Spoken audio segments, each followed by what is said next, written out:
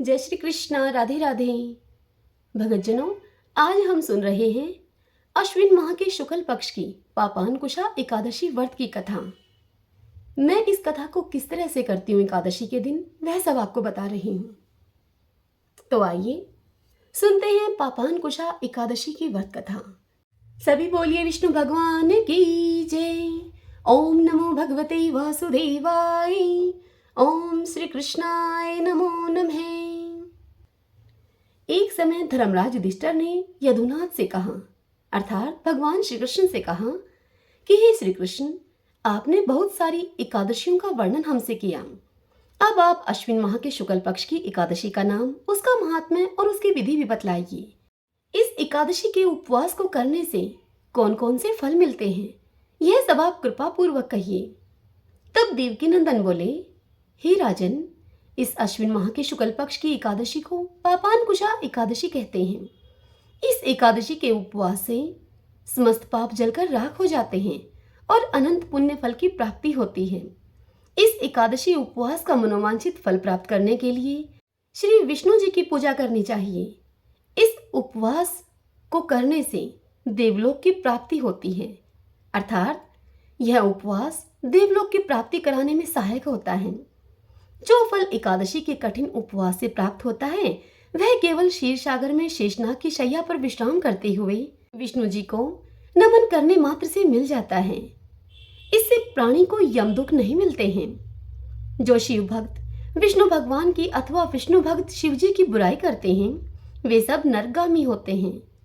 1000 अश्वमेध यज्ञ और 100 राष्ट्रीय यज्ञ दोनों का ही पुण्य फल इस एकादशी के केवल 16वें भाग के बराबर होता है। अर्थात समस्त विश्व में इस एकादशी उपवास के समान अन्य कोई और तप या उपवास नहीं है, तथा यह एक सर्वोत्तम पवित्र तिथि भी है। जो प्राणी एकादशी उपवास नहीं करते, वे सदैव दुख और पापों से घिरे रहते हैं। हे युधिष्ठिर, इसी एकादशी का उपवास करने वाला यम दर्शन से मुक्त हो जाता है तथा यमलोक नहीं जाता है। वह इस एकादशी उपवास के पुण्य प्रभाव से स्वस्थ शरीर, सुंदर और पतिव्रता स्त्री तथा अपार धन संपदा मिलती है। अंत में देवलोक प्राप्त होता है। इस एकादशी उपवास के साथ रात्रि जागरण करने वाले को देवलोक की प्राप्ति में किसी भी प्रकार की बाधा नहीं आती। इस एकादशी के उपवास करने वाले को मातृपक्ष और पितृपक्ष के 10-10 पुरुष तथा स्त्री पक्ष के भी 10 पुरुष विष्णु रूप में तथा सुंदर वस्त्राभूषणों से सुसज्जित होकर विष्णु धाम में जाते हैं। अश्विन माह में शुक्ल पक्ष की पापांकुशा एकादशी का उपवास नियम व विधि के अनुसार करने वाला अंत में हरिलोक को प्राप्त करता है। एकादशी को जो भी मनुष्य ब्राह्मण को पृथ्वी, अन्न, जल, गौ, उपाहन, वस्त्र तथा छत्र दान में देते हैं, वे भी यमराज दर्शन से मुक्त हो जाते हैं। जो दरिद्र हैं अथवा असमर्थ हैं, उन्हें भी शक्ति के अनुसार कुछ दान पुण्य अवश्य प्राप्त करना चाहिए। जो लोग सरोवर, उपवन, धर्मशाला, प्याऊ, अन्न भंडार आदि का निर्माण कराते हैं, वे भी यम दर्शन से मुक्त हो जाते हैं। ऐसे मनुष्य इस लोक में अनेक सुखों का उपभोग करके मरणोपरांत देवलोक को जाते हैं। भगवान श्री कृष्ण आगे कहते हैं कि हे युधिष्ठिर, हे नरेश, इन सब का सारांश यह है कि धर्मचारी मनुष्यों को अनेक सुख मिलते हैं और जो अधर्मचारी मनुष्य हैं, वे अनेक प्रकार के दुखों को भोगकर मरणोपरांत कुयोनि को पाते हैं। सभी बोलिए विष्णु भगवान की जय। अब हम एकादशी व्रत का महात्म्य सुनते हैं। एक समय सूत जी मुनियों से बोले कि हे मुनियों, अब मैं तुम्हें एकादशी व्रत का महात्म्य सुनाता हूँ। एकादशी का व्रत मोक्ष प्रदाता है। एकादशी चाहे शुक्ल पक्ष की हो या फिर कृष्ण पक्ष की, उस दिन अन्न नहीं खाना चाहिए। जो एकादशी को अन्न खाता है, वह अपना जीवन नष्ट करता है।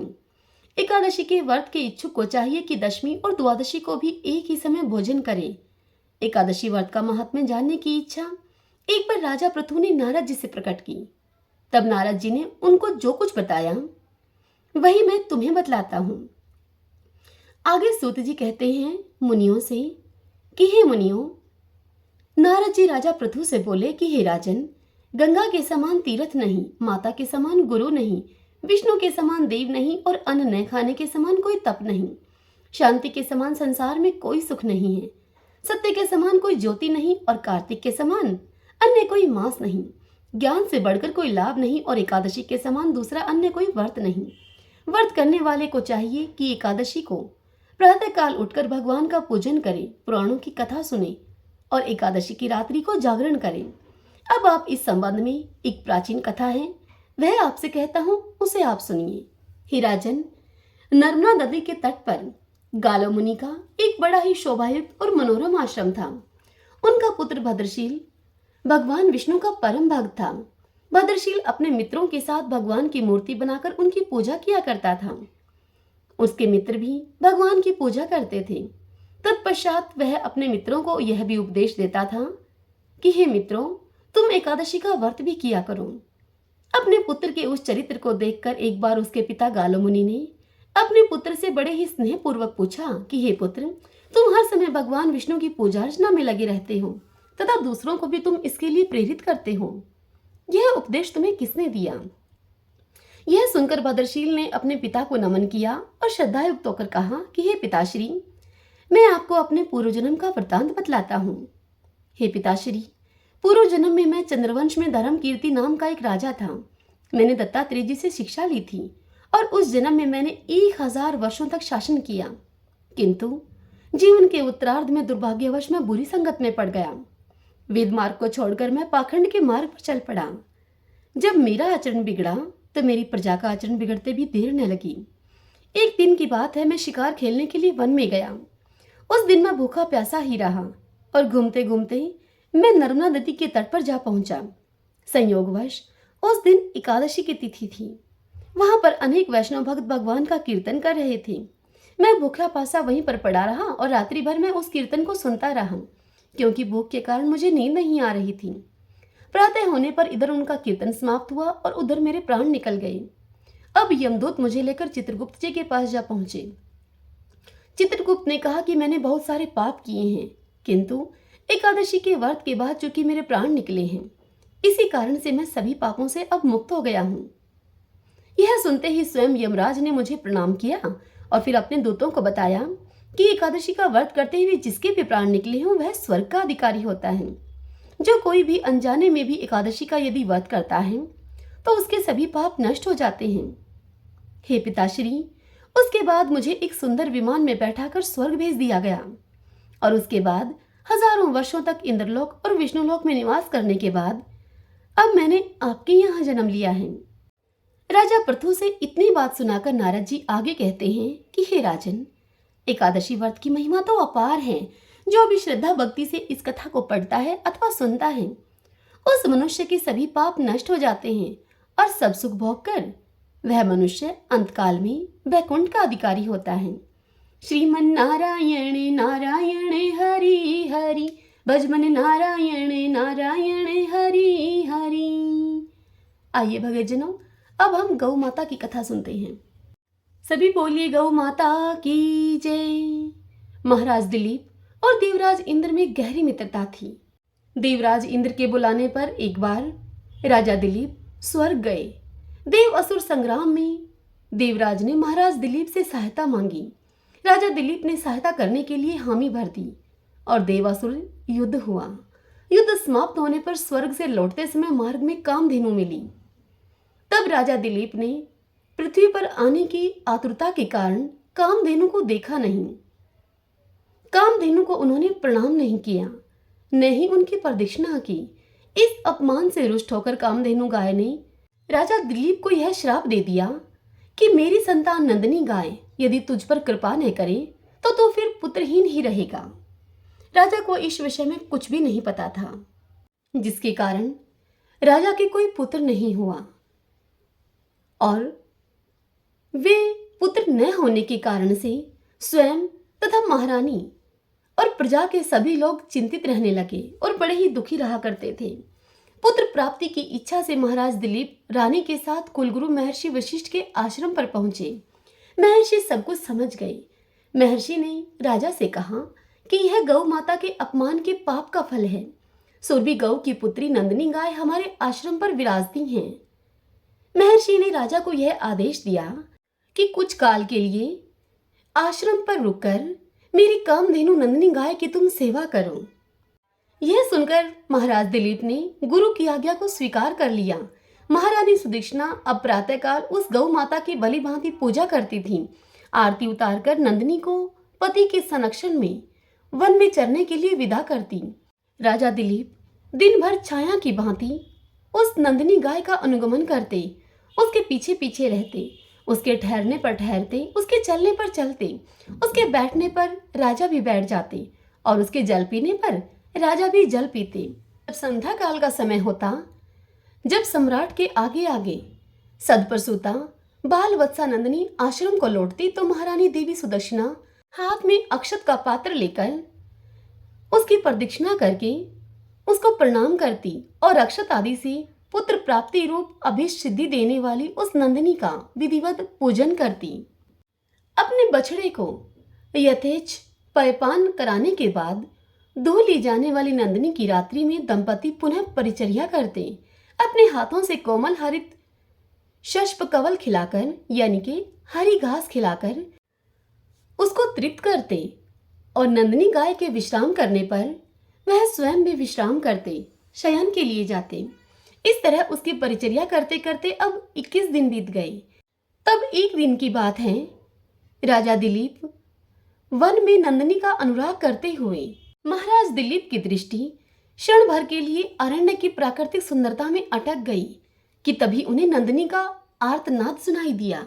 वह नंदिनी गाय एक भयानक सिंह के पंजों में फंसकर झटपटा रही थी। उन्होंने आक्रामक सिंह को मारने के लिए अपने तरकश से तीर निकालना चाहा, किंतु उनका हाथ जड़वत निश्चेष्ट होकर वहीं पर अटक गया। वे चित्रलिखे से वहां पर खड़े रह गए और भीतर ही भीतर वह चटपटाने लगे। तभी मनुष्य की वाणी में सिंह बोल उठा कि हे राजन दिलीप, तुम्हारे शस्त्र संधान का श्रम उसी तरह से व्यर्थ है जैसे कि वृक्षों को उखाड़ देने वाला प्रभंजन पर्वत से टकराकर व्यर्थ हो जाता है। राजन, मैं भगवान शिव के गण निकुंभ का मित्र कुंभोदर हूँ। मुझे भगवान शिव ने सिंहवृत्ति देकर हाथी आदि से इस वन के देवदारुओं की रक्षा का भार सौंपा है। इस समय जो भी जीव सर्वप्रथम मेरी दृष्टि के पथ पे आ जाता है वह मेरा भक्ष्य बन जाता है। इस गाय ने इस संरक्षित वन में प्रवेश करने की अनधिकार चेष्टा की है और मेरे भोजन की वेला में यह मेरे सम्मुख आई है, अतः मैं इसे खाकर अपनी क्षुधा शांत करूंगा। तुम लज्जा और गलानी को छोड़कर वापस लौट जाओ। किंतु राजा दिलीप कैसे लौट जाएं?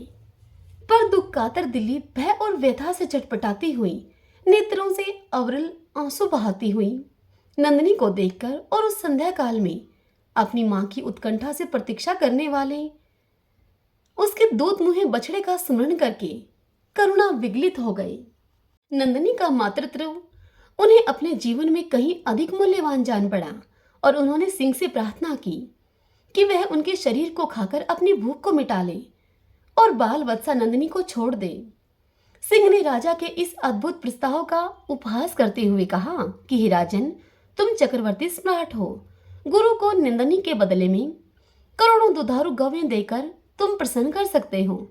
हे राजन, अभी तुम युवा हो। इस तुच्छ प्राणी के लिए अपने स्वस्थ सुंदर शरीर और यौवन की अवहेलना क्यों कर रहे हो? क्यों अपनी जान की बाजी इस गाय के लिए लगाने में जुटे हो? क्या तुम्हारा प्राणियों पर दया करने का ऐसा व्रत ही है? तो भी आज यदि इस गाय के बदले में मैं तुम्हें खा लूंगा तो तुम्हारे मर जाने पर केवल इसकी ही विपत्तियों से रक्षा हो सकेगी। और यदि मैंने इस गाय को खा लिया और तुम जीवित रहे तो पिता की भांति संपूर्ण प्रजा का तुम निरंतर आने वाली विपत्तियों से तुम रक्षा करते रहोगे। राजन, स्वर्ग की प्राप्ति के लिए तप त्याग करके शरीर को कष्ट देना तुम जैसे अमित ऐश्वर्यशालियों के लिए निरर्थक है। स्वर्ग, अरे यह तो इस पृथ्वी पर ही है। जिस मनुष्य को वैभव विलास के सभी साधन उपलब्ध हैं वह तो समझो स्वर्ग में ही रह रहा है। स्वर्ग का काल्पनिक आकर्षण तो मात्र विपन्नों के लिए ही है, संपन्नों के लिए नहीं है। इस तरह से सिंह ने राजा को भ्रमित करने का बहुत प्रयत्न किया। भगवान शंकर के उस अनुचर सिंह की बात को सुनकर अत्यंत दयालु महाराज दिलीप ने उसके द्वारा आक्रांत नंदिनी को देखा, जो कि अश्रुपूरित कातर नेत्रों से उनकी ओर लगातार देख रही थी और अपने प्राण रक्षा की याचना कर रही थी उनसे। राजा ने क्षत्रियत्व के महत्व को प्रतिपादित करते हुए उत्तर दिया कि नहीं सिंह, नहीं, मैं गौ माता को तुम्हारा भक्ष्य बनाकर नहीं लौट सकता हूं। मैं अपने क्षत्रियत्व को क्यों कलंकित करूं? क्षत्रिय संसार में इसीलिए प्रसिद्ध हैं कि वे विपत्ति से औरों की रक्षा करते हैं। राज्य का भोग भी उनका लक्ष्य नहीं है। उनका लक्ष्य तो यह है कि वह लोक रक्षा से कीर्ति अर्जित करें। निंदा से मलिन प्राणों और राज्य को तो वे तुच्छ वस्तुओं की भांति त्याग देते हैं। इसलिए हे सिंह, तुम मेरे इस शरीर की चिंता मत करो, इस पर दयालुता न दिखाओ। मेरे भौतिक शरीर को खाकर तुम उसकी रक्षा करो, क्योंकि यह शरीर तो नश्वर है, मरना धर्मा है। इसलिए इस पर हम जैसे विचारशील पुरुषों की ममता नहीं होती। हम तो मात्र इस शरीर के पोषक हैं। मेरा यह मांस का शरीर न भी रहेगा, परंतु गौ रक्षा से मेरा यश शरीर सुरक्षित रहेगा। संसार यही कहेगा कि गौ माता की रक्षा के लिए एक सूर्यवंशी राजा ने अपने प्राणों की आहुति दे दी। एक चक्रवर्ती सम्राट के प्राणों से भी अधिक मूल्यवान एक गाय है। राजा दिलीप की समग्र बात सुनकर सिंह ने कहा, हे राजन, अगर आप अपना शरीर मेरा आहार बनाना ही चाहते हैं तो ठीक है। सिंह के इस प्रकार स्वीकृति दे देने पर राज ऋषि दिलीप ने शास्त्रों को फेंक दिया और उसके आगे अपना शरीर मांसपिंड की तरह खाने के लिए डाल दिया और वे सिंह के आगे सिर झुकाए हुए आक्रमण की प्रतीक्षा करने लगे। तभी आकाश से विद्याधर राजा दिलीप पर पुष्पों की वर्षा करने लगे। तब नंदिनी गौ ने कहा कि हे राजा दिलीप, हे पुत्र, उठो। यह मधुर दिव्य वाणी को सुनकर राजा को महान आश्चर्य हुआ और उन्होंने वात्सल्यमयी जननी की तरह अपने स्तनों से दूध बहाती हुई नंदिनी गौ को देखा, किंतु वह सिंह उनको दिखलाई नहीं दिया कहीं। आश्चर्यचकित राजा दिलीप से नंदिनी गौ ने कहा कि हे सत्पुरुष, तुम्हारी परीक्षा लेने के लिए मैंने ही सिंह की माया की सृष्टि की थी। महर्षि वशिष्ठ के प्रभाव से यमराज भी मुझ पर प्रहार नहीं कर सकता, तो सिंह आदि की तो क्या शक्ति है मुझ पर प्रहार करने की। मैं तुम्हारी गुरु भक्ति से और मेरे प्रति प्रदर्शित दया भाव से अत्यंत प्रसन्न हूँ। तुम वर मांगो। तुम मुझे दूध देने वाली मामूली गाय मत समझो, अपितु संपूर्ण कामनाएं पूरी करने वाली कामधेनु जानो। यह सुनकर राजा ने अपने दोनों हाथ जोड़कर वंश चलाने वाले अनंत कीर्ति पुत्र की याचना की। तब नंदिनी ने तथास्तु कहा। उन्होंने कहा कि राजन, मैं आपकी गौ भक्ति से अत्यधिक प्रसन्न हूँ। मेरे स्तनों से दूध निकल रहा है, उसे पत्ते के दोने में धोकर पी लेने की आज्ञा गौ माता ने राजा को दी और कहा, हे राजा दिलीप, तुम्हें अनंत प्रतापी पुत्र की प्राप्ति होगी। राजा ने निवेदन किया कि माँ, बछड़े के पीने तथा होम आदि अनुष्ठान के बाद बचे हुए तुम्हारे दूध को मैं पी सकता हूँ क्या? दूध पर पहला अधिकार तो बछड़े का है और द्वितीय अधिकार गुरुजी का है। राजा के धैर्य ने नंदिनी गाय के हृदय को जीत लिया। वह प्रसन्न मना कामधेनु राजा के आगे आगे आश्रम को लौट आई। तदंतर राजा ने बछड़े के पीने तथा अग्निहोत्र से बचे हुए दूध का महर्षि की आज्ञा पाकर पान किया। फलतः वे रघु जैसे महान यशस्वी पुत्र से पुत्रवान हुए और इसी वंश में गौ भक्ति के प्रताप से स्वयं भगवान श्री राम ने अवतार ग्रहण किया। महाराज दिलीप की गौ भक्ति तथा गौ सेवा सभी के लिए एक महानतम आदर्श बन गई। सभी बोलिए गाय माता की जय। जय सिया राम। अब हम श्री विष्णु सहस्रनाम स्तोत्र का पाठ करेंगे। सभी बोलिए विष्णु भगवान की जय। यश स्मरण मात्रेण जन्म संसार बंधनात् विमुच्यते। नमस्तस्मै विष्णवे प्रभु विष्णवे। नमः समस्त भूतानामादि भूताय भूभृते अनेक रूप रूपाय विष्णवे प्रभु विष्णवे। ओम विष्णुवे नमः। ओम विश्वं विष्णु है वषट्कारो भूत भव्य भवत प्रभु है भूतकृत भूत भृतभाव भूतात्मा भूत भावन भूतात्मा परमात्मा च मुक्तानां परमागति है अव्यय पुरुष साक्षी क्षेत्रज्ञो अक्षर एव च योगो योग विद्याम नेता प्रधान पुरुषेश्वर है नारसिंह वपु है श्रीमान केशव पुरुषोत्तम है सर्व सर्व शिव स्थाणुभूतादि निधिर्व्यय संभो भावनो व्रता प्रभो प्रभु ईश्वरे स्वयंभु है शंभुरादित्य पुष्कराक्षो महासुन अनादि नित्नो दाता विद्याता धातुरुत्तम अप्रमेयो हर्षिकेश पदम नाभो अमर प्रभु है विश्वकर्मा मनुस्त्वष्टा शतविष्टो शतविरो ध्रुव अग्रह है शाश्वत है कृष्णो लोहिताक्ष प्रतर्दन है प्रभुत त्रिकुब्धाम पवित्रम मंगलम परम ईशाने प्राणदय प्राण ज्येष्ठ श्रेष्ठ प्रजापति है हिरण्यगर्भ भूगर्भ माधवो मधु सुधन है ईश्वरो विक्रमी धन्वी मेधावी विक्रमे कर्म है अनुत्तम दुरादर्श कर्तग कर्तिरात्मवान है सुरेश शरणम शरणम विश्वरेता प्रजापव असंवत्सरो व्यालय प्रत्यय सर्वदर्शन अजय है सर्वेश्वर सिद्ध सिद्धि सर्वाधीन अच्युत है वर्षा कपिर में आत्मा सर्वयोग विनीय सरत है वसु है वसु मना है सत्य समात्मा असम्मति है समय अमोघ पुंडरी काक्षो वर्षकर्मा वर्षा करती है रुद्रो है बहुश्रा है बब्रू है विशो निशुचिश्रवा है अमृत शाश्वत स्थाणु वरारोह महातपा है सर्वज्ञ सर्वविद भानु विश्वक्षेनो जनार्दन है वेदो है वेद विद्यांगो वेदांगो वेद विद कवि है लोकादक्ष सुरादक्ष धर्मादक्ष कृता कृत चतुर आत्मा चतुर्व्यूह चतुर्दर्श चतुर्भुज है ब्राजिष्णु भोजनम भोक्ता शैषणो जगदादिजय अनगो विजयो जेता विषवयोनि पुनर्वसु है उपेन्द्रो वामन प्रांशु अमोघ सुचि ऊर्जित है अतीन्द्रियो संग्रो सर्गो दर्तात्मा नियमो यमः वेदो ह वैदय सदा योगी वीर माधवो मधु है अतीन्द्रियो महामायो मोत्साहो महाबल है महाबुद्धि महावीर्य महाशक्ति महादुति है अनिर्देश वपु है श्रीमान अमेयात्मा माद्रिद्रक है महेश्वाशु महिव्रता श्रीनिवास सताम गति है अनिरुद्धो सुरानंदो गोविंदो गोविंदाम पति है मरीचि है दमनो हंस है सुपर्णो भुजगोतम है हिरणाभ सुतपा पदम नाभ है प्रजापति है अमृत्यु व सर्वद्रक सिंह संदाता संधिमान स्त्र है अजय दुर्मुष्ण शास्ता विश्रुतात्मा सुरारिया है गुरु हो गुरु तुमो धामो सत्य सत्य पराक्रम है निमिषो अन्विष शत्रु गवि पाचस्पति रुधारदी है अग्रणी है ग्रामणी है श्रीमान न्याय नेता स्मरण है शस्त्र मूर्धा विश्वात्मा शस्त्राक्ष शस्त्रपात आवर्तनो निर्वर्तात्मा संवर्त है संपर मर्दन है असंवर्त को वहनी है अनिल धरणी धर है शिवप्रसाद प्रश्नात्मा विषवधरक विषव भुग विभु है सत्कृता सत्कृत है साधु जैनो नारायणो नर है असंख्य अपरमे आत्मा विशिष्ट है शिष्टकर सूची है सिद्धार्थ तिथि संकल्प है सिद्धि दय सिद्धि साधन है वर्षा ही वर्ष भो विष्णु वर्ष परवा वर्षोदर है वर्धन वर्तमान है विविक्त है श्रुति सागर है शुभ जो दुर्धरो वाग्मी महेंद्रो वसुदो वसुवर एक नेक रूप है वृद्ध रूप है शिप विष्टि प्रकाश ने औजस्ते जो तुति दर है प्रकाशात्मा प्रताप ने हृदय स्पष्ट अक्षरो मंत्र चंद्राशु भास्कर दुति अमृताम शुद्ध भो भानु शश बिंदु सुरेश्वर है औषधम जगते सत्व सत्य धर्म पराक्रम है भूत भव्य भवनाथ है पवन पावनो अनिल है काम काम कृतकांत है काम प्रदय प्रभु है युगाधिकृत युगावर्तो नेकमायो माशन है अदृश्य व्यक्त रूप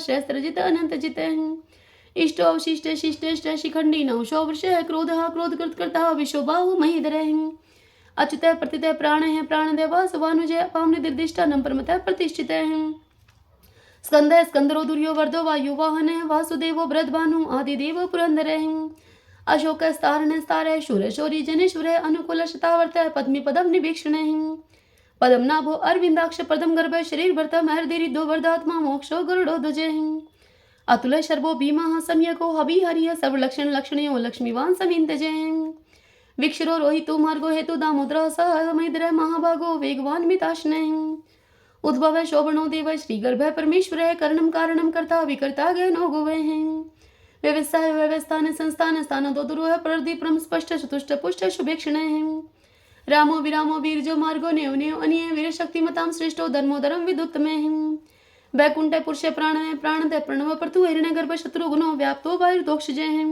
ऋतु है सुदर्शन काला परमेष्टि परिग्रह उग्र संवत्सरो दक्षो विश्रामो विशव दक्षिण विस्तार स्थावर स्थाणु परमाणम बीजम व्ययम अर्थो अनर्थो महाकोशो महाभोगो महाधन अनिर्विणय सत्विष्टो अभूह धर्म योप मामुख नक्षत्रिणी नक्षत्री शमे शमे शमी हन यज्ञ इज्यो मय जय च कर्तुम स्तरम स्ताम गति है सर्वदर्शी व मुक्तात्मा सर्वज्ञो ज्ञानमुत्तमम् सुवर्त सुमुख सूक्ष्म सुघोष सुखद सुहर्त मनोहरो जित क्रोधो वीरबाहो विधारणे स्वप्न सवशो व्यापी नेकात्मा नेक क्रम कृत वत्सरो वत्सलो वत्सर तरंगर्भ धनेश्वर धर्म गोप धर्म कृत धर्मी शत अशत श्रम अक्षरम ए विज्ञाता शस्त्रांशु विधाता कृत लक्षण गपस्ती ने मी सत्वस्त सिंह भूत महेश्वर आदिदेवो महादेवो देवशो देव वृद्ध गुरु है उत्तरो गोपतिर्गोप्ता ज्ञान गम्य पुरातन है शरीर भूत व्रत भोक्ता कपिंद्रो पुरी दक्षिण है सोमपो अमृतप है सोम पुरुजित पुरुषोत्तम है विनीय जय सत्य संधो दाशर सत्वताम पति जीवो विनता साक्षी मुकुंदो अमित विक्रम है अम्बो निद्रिनंत आत्मा मोदीश अनंत है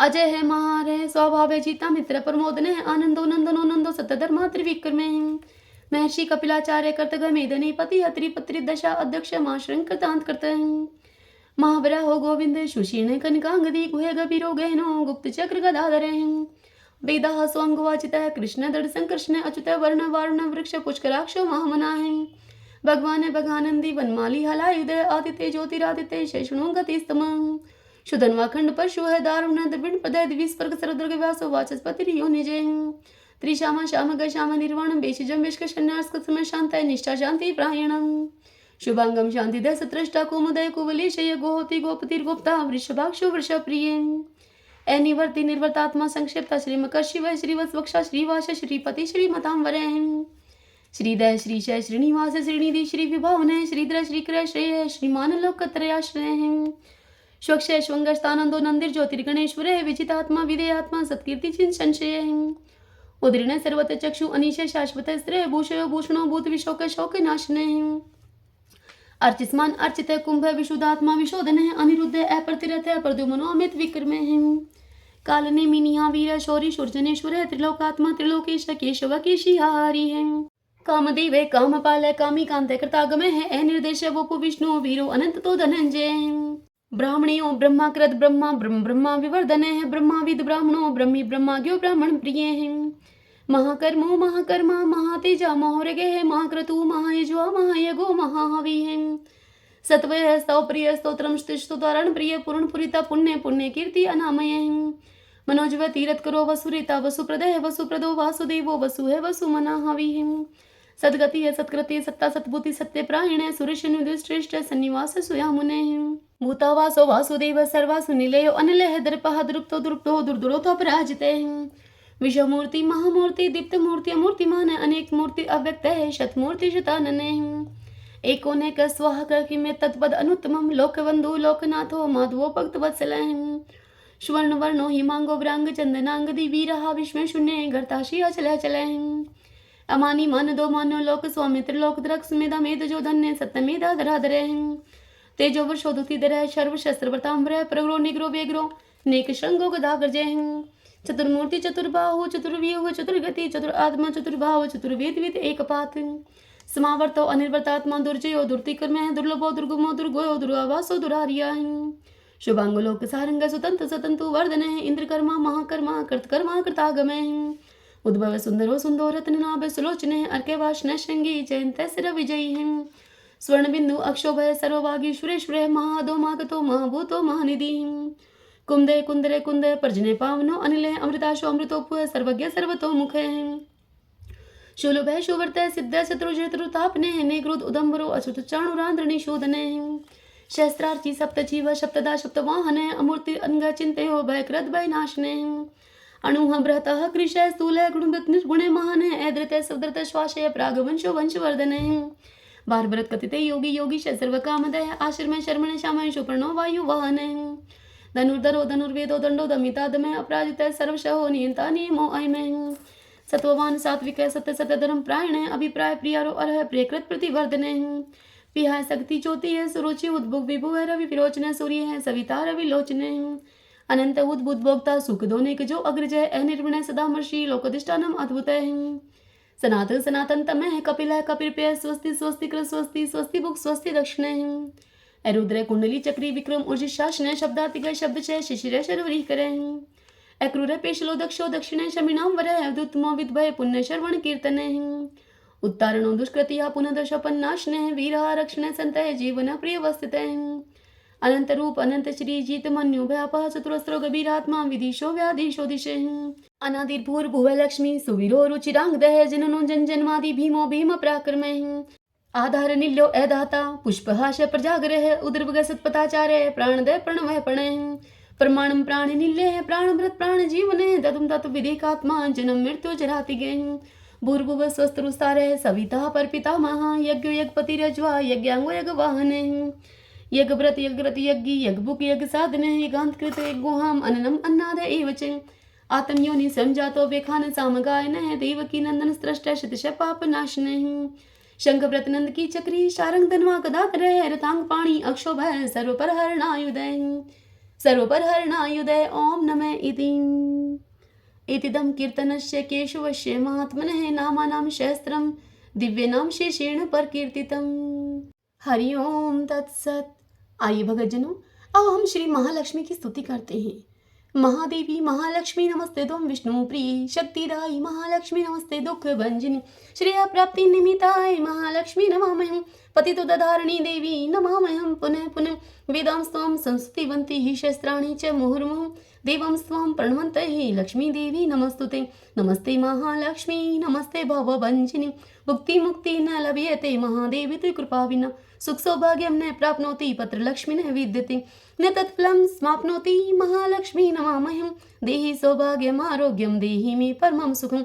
नमस्ते आदिशक्ति त्वं नमस्ते भीडभञ्जिनी विदेहि देवी कल्याणं विदेहि परमां श्रियं विद्यावन्तं यशवन्तं लक्ष्मवन्तं जनं कुरु अचिन्त्य रूपचरिते सर्वशत्रुविनाशिनी नमस्ते तु महामाया सर्वसुखप्रदायिनी नमामयं महालक्ष्मी नमामयं सुरेश्वरी नमामयं जगधात्री नमामयं परमेश्वरी। लक्ष्मी मात की जय। ओम भगवती लक्ष्मी नमो नमः। आइए भगतजनों, अब हम 11 माता की आरती करते हैं। ओम जय एकादशी माता मैया जय एकादशी माता विष्णु पूजा व्रत को धारण कर शक्ति मुक्ति पाता। ओम जय एकादशी माता तेरे नाम गिनाऊं देवी भक्ति प्रदान करनी घन गौरव की दीनी माता शास्त्रों में फरनी। ओम जय एकादशी माता मार्गशीर्ष के कृष्ण पक्ष की विश्वतारिणी जनमी मैया विश्वतारिणी जनमी शुक्ल पक्ष में हुई मोक्षदा मुक्तिदाता बनी आई। ओम जय एकादशी माता पौष के कृष्ण पक्ष की सफला नामक है शुक्ल पक्ष में होए पुत्रदा आनंद अधिक रहे। ओम जय एकादशी माता नाम षष्ठीला माघ मास में कृष्ण पक्ष आवे शुक्ल पक्ष में जया कावे विजय सदा पावे। ओम जय एकादशी माता विजया फागुन कृष्ण पक्ष में शुक्ला आमल की पाप मोचनी कृष्ण पक्ष में चैत्र महाबली की। ओम जय एकादशी माता चैत्र शुक्ल में नाम कामदान धन देने वाली नाम भरुतनी कृष्ण पक्ष में वैशाख महावाली। ओम जय एकादशी माता शुक्ल पक्ष में होए मोहिनी अपराजेष्ठ कृष्ण पक्षी नाम निर्जला सब सुख करनी शुक्ल पक्ष रखी। ओम जय एकादशी माता योगिनी नाम आषाढ़ में जानो कृष्ण पक्ष करनी देवशनि नाम कहायो मैया शुक्ल पक्ष धरणी। ओम जय एकादशी माता कामिका श्रावण मास में आवे कृष्ण पक्ष कहिए श्रावण शुक्ला होए पवित्र आनंद से रहिए। ओम जय एकादशी माता आजा भाद्रपद कृष्ण पक्ष की परिवर्तन शुक्ला इंद्रा अश्विन कृष्ण पक्ष में भवसागर निकला। ओम जय एकादशी माता पापान कुशाय शुक्ल पक्ष में आप हरनिहारी रमा मास कार्तिक में आवे सुखदायक भारी। ओम जय एकादशी माता देव उठनी शुक्ल पक्ष की दुखनाशक मैया पावन मास में करूं मैं विनती पार करो नैया। ओम जय एकादशी माता परमा कृष्ण पक्ष में होती जन मंगल करनी शुक्ल मास में होए पद्मनी दुख दारिद्र्य हरणी। ओम जय एकादशी माता।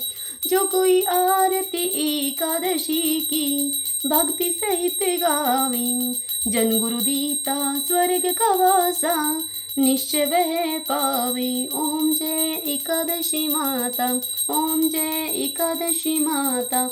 ओम जय एकादशी माता। सभी बोलिए एकादशी माता की जय। श्री लक्ष्मी नारायण भगवान की जय। ग्यारस माता की जय।